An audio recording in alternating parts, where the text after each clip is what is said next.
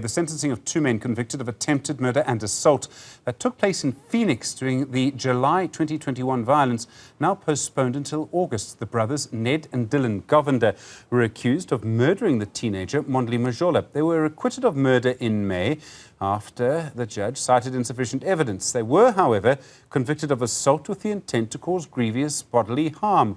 Joined now by our reporter there, Karinda Jagmohan. Karinda, good afternoon to you. What happened in court? Certainly. Good afternoon, Stephen. Well, sentencing procedures were expected to get underway in court today. We're supposed to hear arguments over what sentence should be imposed. So these would be mitigating and aggravating circumstances. But the delay started early this morning. Just after court proceedings began, a Correctional Services Department official walked in to present a report from that department. And ultimately, because of that delay, there was a request to adjourn because the defense did not have time to peruse that document.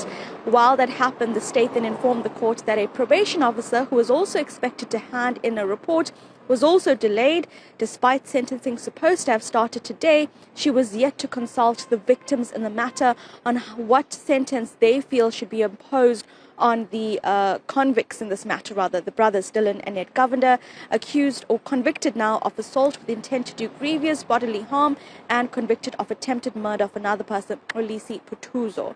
So while this unfolds, the judge was clearly frustrated by these delays. He actually said it was totally unacceptable, and he suggested that the probation officer be in court at the next court appearance, perhaps to explain why there was this delay, as this court date was set down specifically to sentence the men in this matter.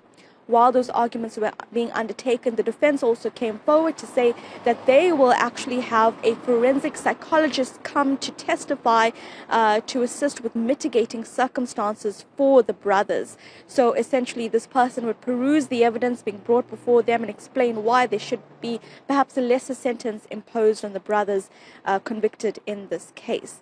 But ultimately, this matter will now be heard on August 4th. The judge has previously expressed frustration in this case.